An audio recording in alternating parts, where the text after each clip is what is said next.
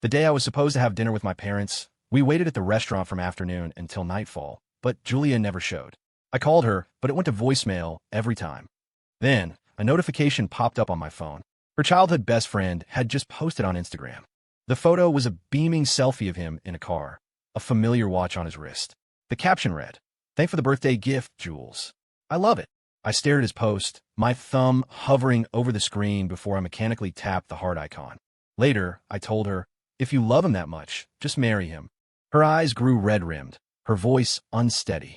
"You're my boyfriend." "Not anymore," I thought. "Not since you gave him that watch." Before I saw the post from Ethan Shaw, Julia's lifelong best friend, I was still making excuses for her. Now, the proof was glowing on my screen. I felt a suffocating, near-death sensation creep into my chest. I'd seen that watch before, tucked away in her closet. She kept it in a small, velvet-lined box in a hidden corner. I had told her more than once how much I loved that particular brand, not just for the watch, but because they made a matching set of rings. A pair. I thought it was a sign she was finally thinking about marriage. I'd been filled with so much hope. I had assumed that when she suggested dinner with my parents tonight, it was to talk about getting engaged. But in the end, she was the one who set it all up, and she was the one who bailed. Looking at his picture, my eyes started to sting. Something inside me was cracking, piece by piece. My mom noticed the change in my expression. "Is something wrong?" she asked, her voice laced with concern. I forced a tight, ugly smile. "Let's not wait anymore. Let's eat." "Are you sure we shouldn't wait a little longer?" "No," I said, my voice flat. "There's no need to wait for her anymore." I picked up my fork, a signal for them to start. The food had been on the table for ages, reheated so many times while we waited that it had lost all its flavor. Each bite was tasteless. My mom saw something was deeply wrong, but didn't press. My dad, who had lost his patience hours ago, ate quickly and then left with her. I walked out with a gift I'd brought for her, wandering aimlessly down the street. It was already 10 o'clock. The sidewalks were mostly empty, the flow of traffic thinning to a trickle. Just then my phone buzzed. It was Julia. I ignored the call and ordered an Uber.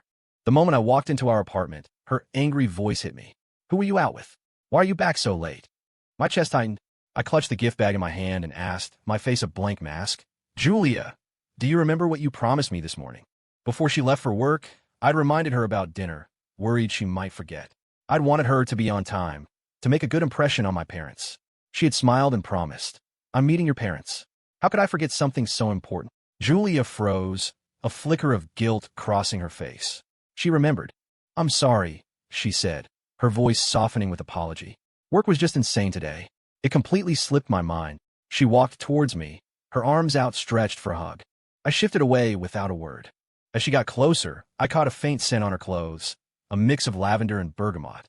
It was the signature scent of that artisanal coffee shop Ethan was always posting about. A look of surprise flashed in her eyes.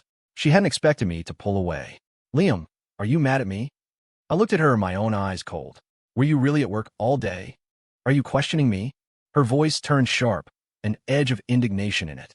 Seeing her feigned anger, I suddenly felt like I was looking at a stranger. Or maybe this was the real her, and she'd never let me see it before. I took a deep breath. "Julia, let's break up." I'd said her name countless times, but never with such calm detachment. Julia went rigid, her gaze turning icy. She almost spat the words. "What did you just say?" We'd always been so careful with each other. Whenever an argument was about to start, one of us would change the subject. We both knew fighting was toxic. I never wanted to fight, but that didn't mean we could avoid conflict forever. I said, "We're breaking up. I'm setting you free." It felt like the most mature way to do it. No messy drama, no lingering resentment. She just stared at me, her eyes locked on my face. "You're doing this over one little thing?" I met her gaze, then walked silently into the bedroom. "Liam, you get back here and tell me what this is all about," she yelled after me. I ignored her and opened the closet, pulling out all the clothes from the corner where she'd kept the box. Just as I suspected, the little red velvet box was gone. I pointed to the empty space, swallowing the bitter taste in my mouth. "You were the one who invited my parents to dinner," I said, each word precise and heavy. "And instead, you spent the evening celebrating another man's birthday. You gave him a watch that was supposed to symbolize a commitment, a future. Julia, what am I supposed to think?" I hadn't wanted to spell it out, but I wasn't going to let her paint me as petty. Julia just frowned, her tone dismissive. "So I missed one dinner. I'll treat them tomorrow. It's not a big deal. And the watch? It's just an accessory. Why are you making such a big deal out of it? If you want one, I'll buy you a dozen tomorrow." She always did this, minimizing my feelings. In her world, anything that could be solved with money wasn't a real problem. A sarcastic smile touched my lips. No, thanks. You can buy them for whoever you want. I made my decision on the way home. There was no point in dragging this out. Julia couldn't understand where I was coming from. You're not thinking clearly right now, she said coldly. We'll talk when you've calmed down. Before I could respond, she turned and walked out the door. I stood there in the silence, a silence so complete it was unnerving. I thought she would have agreed to the breakup instantly. Instead, she chose to run from it. A wave of disgust washed over me. If she had someone else she couldn't let go of, why was she stringing me along, making us both miserable? I took a moment to steady myself. A breakup isn't like a proposal. It doesn't require two yes. Now that the words were out, I had no reason to stay here. My parents, both high school history teachers, were in town for a conference and leaving in 5 days. With nowhere else to go, I started packing a bag to check into a hotel. If we were breaking up, it had to be a clean break. Once I was done, I deleted her number, our message threads, and unfollowed her on every platform. A clean slate. As the quiet of the unfamiliar hotel room settled around me, I found myself thinking back. I'd had a crush on Julia for years, long before she knew I existed. To her, we were just from the same university. I was a senior in her department, just one of many who had come before her. Julia had been a campus celebrity, student body president, brilliant, beautiful, the untouchable goddess everyone talked about. I found out she loved animals and had started a campus club for animal welfare. To get her attention, I forced myself to overcome my fear of dogs and cats, pretending to be a passionate animal lover. I even joined the student government just to have a reason to be near her. After graduation, she took over her family's company, Morgan Enterprises. I was just another entry-level employee. Maybe because she remembered me from college, she looked out for me. I sank into what I thought was special treatment, completely losing myself. Thinking about it now, I had to laugh at my own foolishness. I finally understood. If you live in a dream for too long, you forget what's real. While staying at the hotel, I started looking for a new apartment and went to work as usual. I was just a low-level analyst in the marketing department. As CEO, Julia Morgan wouldn't even notice I was there. But I was wrong. That afternoon, my manager brought explosive news. The assistant VP position I was sure I had locked down had been snatched away. Everyone, I'd like you to meet our new assistant VP of marketing, Ethan Shaw. Let's all make him feel welcome. The air in the office went still. Everyone's eyes darted to me. Some curious, some suspicious, some just eager for the drama. I looked at him, my expression cold. Ethan met my gaze with a look of pure provocation, as if to say anything I want, I get, whether it's Julia or this job. Just then, Julia walked in with her executive assistant, her eyes sweeping over the office with detached indifference. When her gaze met mine, it was like she was looking at a stranger, not a flicker of recognition. She didn't say a word, but her presence was a clear endorsement. The office erupted in polite applause, welcoming him. I had been so certain I was getting that promotion that I'd taken her out to dinner to celebrate, even joking that she'd have to start calling me Mr. Carter. She knew how much this meant to me. It didn't take a genius to figure out this was her way of putting me in my place. But what she didn't know was that her biggest competitor had been trying to recruit me for months, and their offer was a standing one. If I couldn't stay here, I'd have to find another path. As soon as the welcome wagon routine was over, I stepped out and called the VP at the other company. I told him what had just happened. I thought he'd want to wait until my contract was up, but he surprised me. He said they'd pay my breach of contract fee. I could start on Monday. I had spent 4 years in Morgan's marketing department. Many of the company's biggest partnerships were the result of deals I'd hammered out over countless client dinners and drinks. I had a lot of valuable connections. The competition knew that. It was why they were willing to pay so much to poach me. I didn't say yes right away. I told them I needed a couple of days to think. I had to plan my future carefully, not make another blind decision. When it was time to leave work, I was, for the first time ever, the first one to pack up and head out. I was usually the last to leave, always trying to get ahead. My coworkers ribbed me about it, saying I was already slacking off after missing the promotion. I just smiled and said nothing. I didn't expect to see her car parked by the curb as soon as I walked out of the building. I pretended not to notice and started walking towards the bus stop. Ethan rolled down the passenger side window. Liam, hey man, over here. We're waiting for you. There were still plenty of people from the office around. At the sound of his voice, heads turned. Not wanting a scene with my colleagues as an audience, I walked over, my face a cold mask. Something I can help you with, Mr. Shaw. He chuckled at my formal tone. We're not at the office. You could just call me Ethan. Behind the wheel, Julia's beautiful face was a study in aloofness.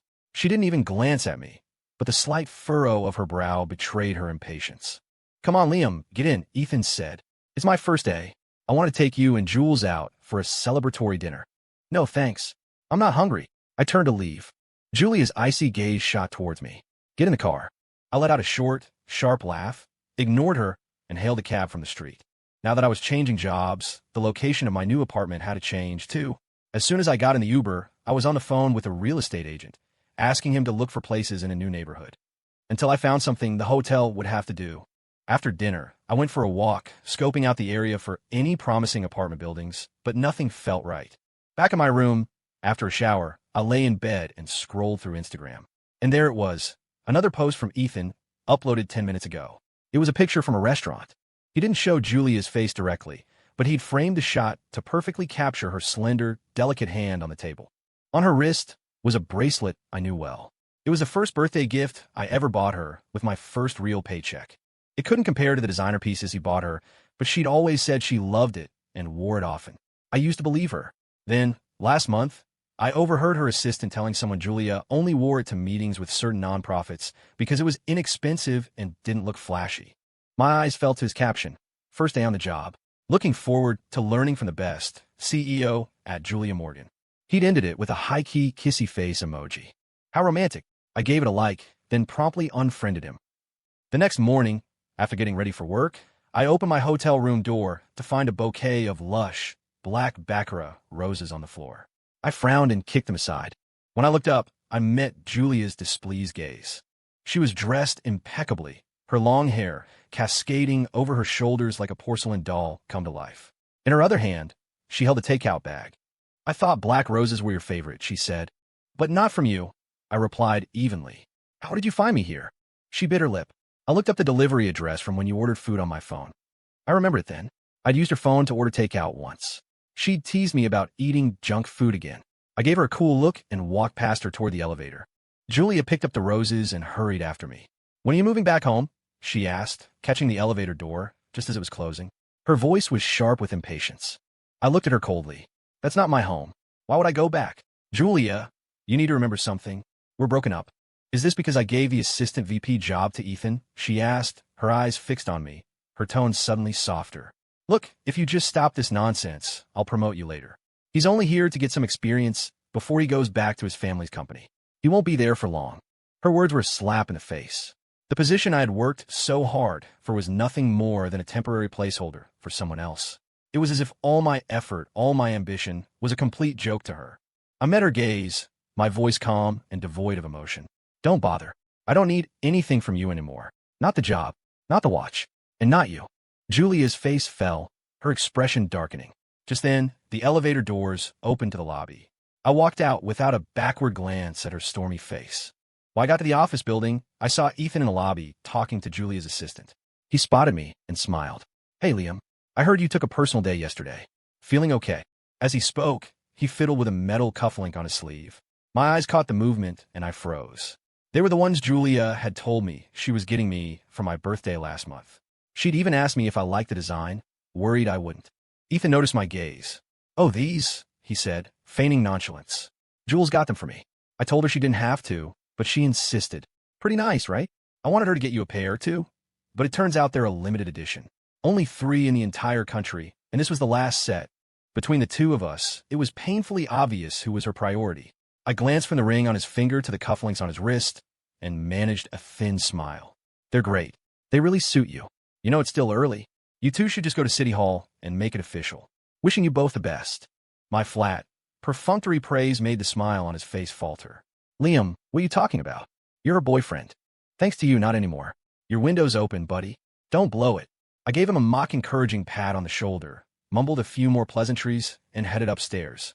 That sealed it. I had to get out of here. Out of sight, out of mind. That afternoon, I called the VP at the rival company and officially accepted his offer. All I had to do now was get ready to start my new job on Monday. Today was my parents' last day in the city. I booked a nice restaurant to take them out for a farewell dinner. My mom asked, "Will Julia be joining us?" I shook my head. "We broke up. She's not coming." My dad's tense expression immediately softened. "Good. I'm glad you came to your senses. You two were never on the same path. Forcing it would have only ended in disaster." His words were blunt, but they were true. When we first got together, both sets of parents disapproved. Hers thought my middle-class family was beneath them. It took years of relentless effort on my part to finally win their approval. I should have realized it then. A person who truly loves you will meet you halfway. I had been the one trying to please her parents, while on my side, I was the only one trying to convince mine. "You're right, Dad," I said, my voice firm. "I won't make that same mistake again." For the first time in a long time, we had a meal together as a family that was just about us. The next day, I saw my parents off at the station. Word of my resignation had already spread through the old office. The new VP had taken care of everything, so there was no need for me to ever set foot in Morgan Enterprises again. I spent the day with the real estate agent, and luckily, he was good at his job. Within a day, I had a new place. It was a short, 10-minute walk from my new office. I was thrilled. I signed the lease and went back to the hotel to pack. Just as I was finishing up and about to order some food, my phone rang. It was my old colleague. "Dude, you have incredible timing," he said.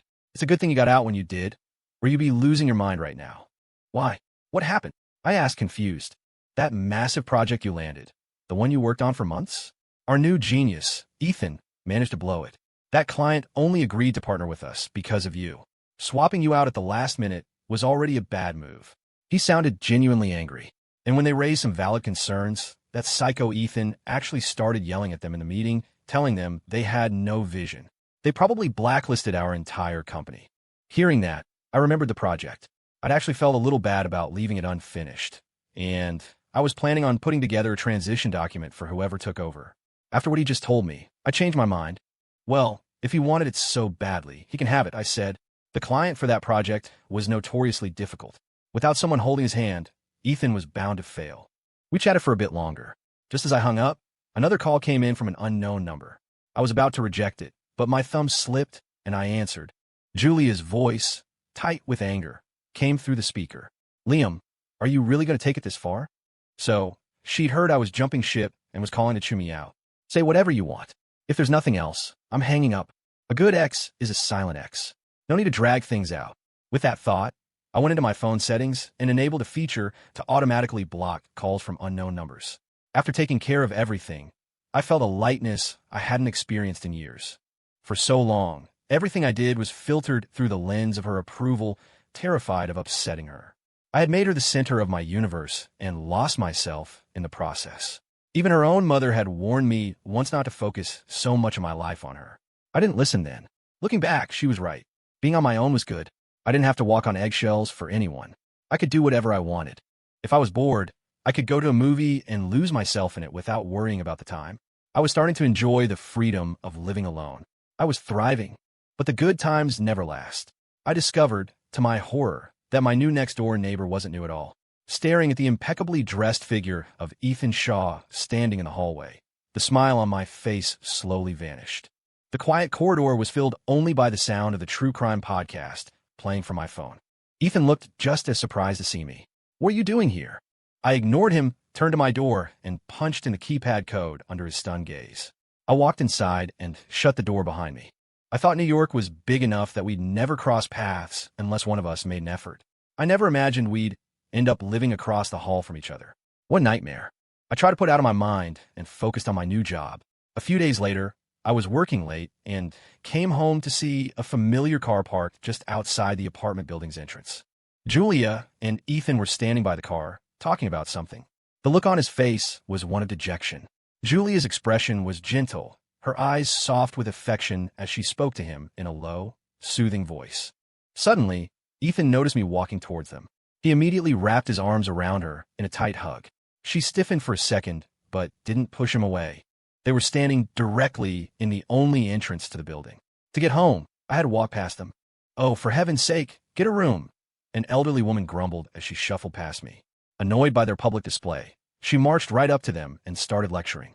I watched coldly for a moment before continuing toward the door. But Julia saw me. Guilt flashed in her eyes, and she quickly pushed Ethan away, striding towards me. "Liam, don't get the wrong idea. It has nothing to do with me." I cut her off, my voice like ice. "Excuse me. You're my way." "Liam, man, it's been weeks. Are you still mad at Jules?" Ethan asked, his eyes full of feigned sadness and guilt.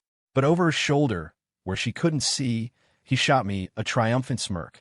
I was getting tired of this game. "What is it you want from me?" I snapped back. I already wished you two the best. What's with the soap opera act? What does he mean by that? Julia asked, her gaze shifting between us, confused. Ethan's face tightened. Nothing, he said quickly. Oh, it was nothing, I said breezily. Just saw his lovey-dovey Instagram post and offered my congratulations, that's all. Julia didn't understand and started to ask another question, but Ethan, panicked, cut her off. Jules, don't you have that important board meeting today? You should probably head back and get ready. Seeing his guilty-ass expression, I almost laughed. Julia hesitated, gave me one last, long look, and then got in her car and drove away. The moment she was gone, Ethan's demeanor changed. He glared at me. Don't think little tricks like that are going to make her fall for you. She's mine. She's always been mine. I just waved a dismissive hand at his furious face. Yours. All yours. Hope you two live happily ever after. Then I turned and went home. I shouldn't have been surprised when I walked out the next morning and saw Julia waiting outside the building again. As she started toward me, I held up a hand. I'm not Ethan. You can save the charm offensive. Liam, I came here for you. Her eyes looked wounded. She held out a bag with breakfast. I went to that little bakery you love. You have stomach issues. You need to eat something in the morning. My stomach issues were from years of drinking at client dinners to advance my career at her company. It had been 3 years, and she was only just now remembering. I gave a slight, bitter smile. Do you really think any of this matters? I never wanted to break up, she said earnestly, her eyes pleading. I know I was wrong before. I'll make it up to you, I swear. Please, just give me another chance. I looked at her, truly looked at her for the first time in a while. When you say these things, do you even think about Ethan? You give him everything he wants, no questions asked, and then you come to me playing the devoted girlfriend. Julia, who do you think you are? You can't just have it all. Her face went pale. I only see Ethan as a brother, she said weakly. I've never had romantic feelings for him. I felt sick. Have you ever seen a sister give her brother a watch that symbolizes a marriage proposal? Honestly, if you love him this much, just marry him. Her eyes welled up, her voice trembling. You're my boyfriend. Not anymore, I said, my voice firm. That end of the day, you stood me up to give him that watch. I thought I'd made myself perfectly clear. But that afternoon, a delivery of coffee and pastries arrived for me at the office, sent by her. Oh, and this came with it, the delivery guy said, carefully pulling a small, red velvet box from his pocket. It was the one from her closet. The lady who ordered said, "This is for you." I immediately refused it. The delivery guy looked distressed. Sir, this thing is way too valuable. I was terrified carrying it over here. If you won't take it, you'll have to return it yourself. If I lose this, it's 2 years of my salary down the drain. As a fellow working guy, I couldn't do that to him. I took the box, but I didn't open it. I didn't want someone else's property. I planned to give it to Ethan when I got home, but I learned from the doorman that he had already moved out. The apartment across the hall was empty again. With no other choice, I had to unblock Julia and add her as a contact again. The second she accepted, I sent her a message. Send someone to come pick up this watch. I used to work at Morgan Enterprises. A lot of people there still knew me. If I was seen returning a watch to her, the rumor mill would go into overdrive. It could also create problems for me at my new company. She replied, I thought you liked that watch. I got it back specifically for you. I felt a surge of anger. She still didn't get it. I don't want it. Send someone to get it now, or I'm throwing it out. She didn't reply. Instead, a message came through from her mother, asking to meet tomorrow. The address was a coffee shop across the street from my new office. I figured it was a good opportunity. I could give a watch to her mom. I agreed. The next afternoon, I walked into the coffee shop. Mrs. Morgan's face lit up when she saw me. Liam, dear, come sit. I ordered you a coffee with 2 sugars, just how you like it. Not too bitter. I thanked her and sat down. She got straight to the point. Liam, I heard you and Julia are talking about breaking up. Is it true? It's not talk, Mrs. Morgan. It's real. I replied with a polite smile. Disappointment clouded her face. I'm so fond of you, you know. I was really hoping you and Julia would work things out. She told me what happened, and I agree, she was completely in the wrong. Her behavior was very disappointing. I can understand why you'd want to end things. It's just such a shame. She had tried to push Julia toward marriage multiple times, but Julia always deflected. It was obvious she was resistant to the idea. Mrs. Morgan sighed heavily. We're the ones who owe you an apology. We've wasted 4 years of your life. That's why I chose to let go, I said. People who aren't right for each other shouldn't be together. I took the small box out of my bag and pushed it across the table. Could I ask you to please take this back? We've broken up. It wouldn't be right for me to keep it. Her eyes flickered. A glimmer of hope returned. She gave this to you. Doesn't that mean she was finally thinking about marriage? Maybe you two could get one more try. I shook my head, my smile unwavering. She told me herself it was just an ordinary accessory with no special meaning. Besides, I added, my voice clear and final, I'm not in love with her anymore. I was moving forward. I would not look back. The hope and misses. Morgan's eyes died. She took the box. All right then, she said softly. A fine young man like you deserves better. It's our fault. We spoiled her run. Returning the watch felt like a massive weight had been lifted. The delivery guy was right. That thing was expensive. I couldn't afford to replace it. That night, however, I received a voice message from Julia. Her words were slurred with alcohol. Are you really not going to give me another chance? Are you just going to throw away our 4 years together like this? You're the one who threw it away first, not me. I had no interest in arguing with a drunk. I sent one last text. Ms. Morgan, I hope we can both move on with dignity. Look forward, not back. We were adults. We had to take responsibility for our choices. And we had to understand that not everything in life comes with a do-over. With my personal life sorted out, I threw myself into my work.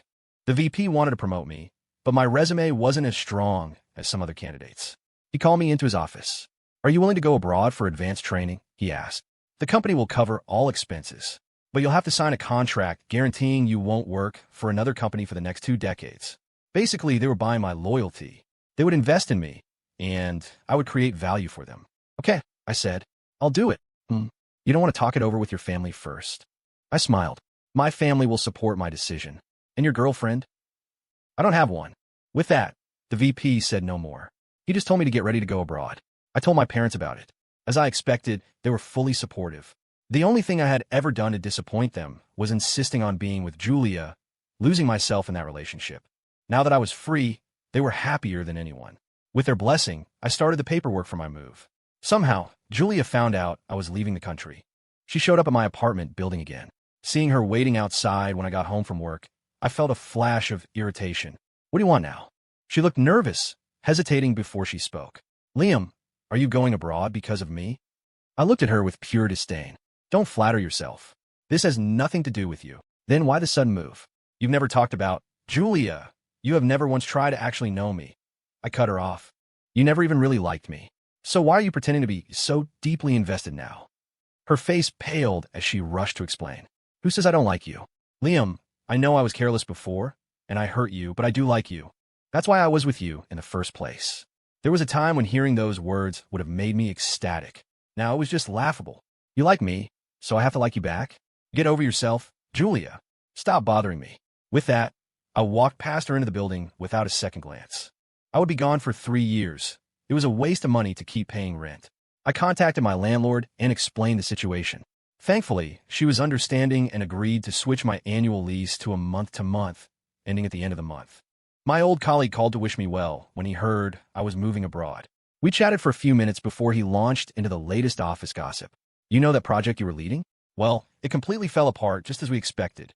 The client only agreed to the deal because of you in the first place. Swapping you out was a huge mistake, he said. When they raised some concerns, that lunatic Ethan actually blew up at them, saying they lacked vision. It got so bad, they might have blacklisted our entire company. As he vented, I calmly polished my new set of golf clubs. It's fine. It's not your fault.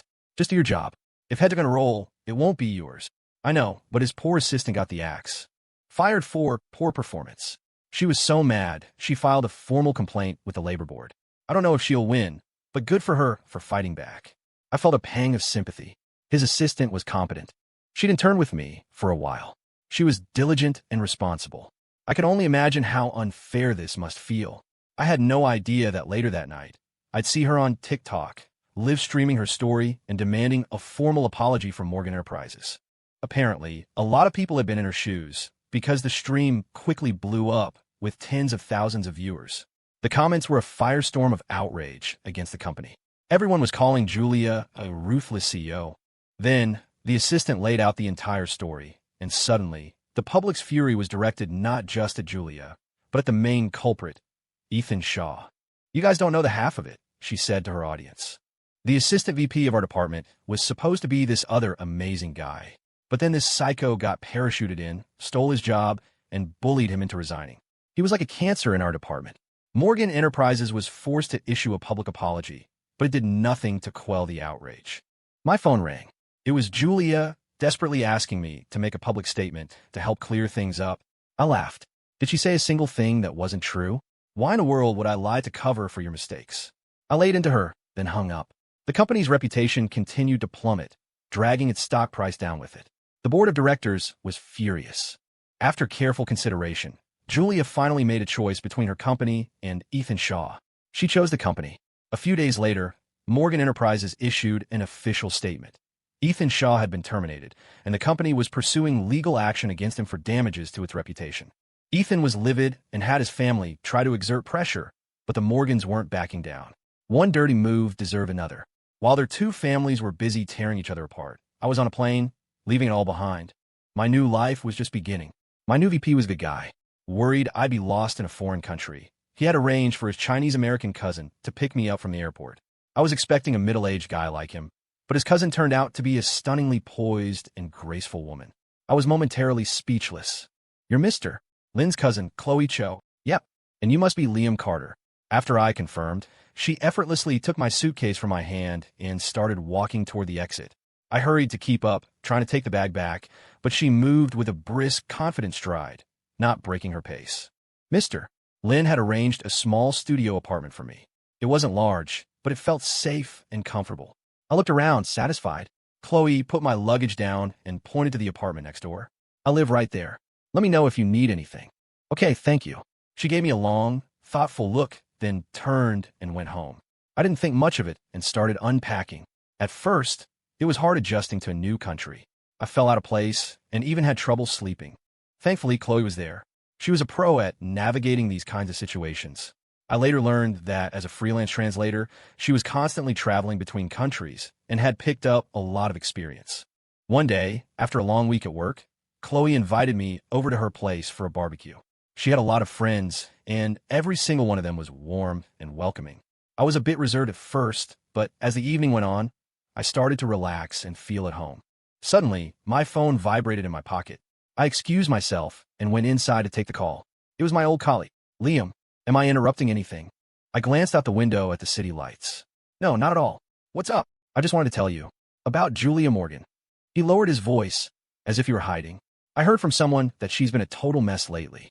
She just hangs around outside your old apartment building, gets drunk, and keeps saying someone's name. I wasn't going to tell you, but people found out you used to live there, and now the rumor is that you two had a secret thing going on." Hearing this, I felt nothing. "That's not true," I said calmly. "I barely know her." Just then, Chloe's voice came from the other side of the door. "Liam, the food's ready. Come on out." "Coming." I called back. Then, to my colleague, I said, "Hey, someone's calling me. I've got to go." I hung up and looked out the window again. My eyes met Chloe's smiling gaze. My new life shouldn't be haunted by the ghosts of the old one. I put my phone away and walked back out to the party.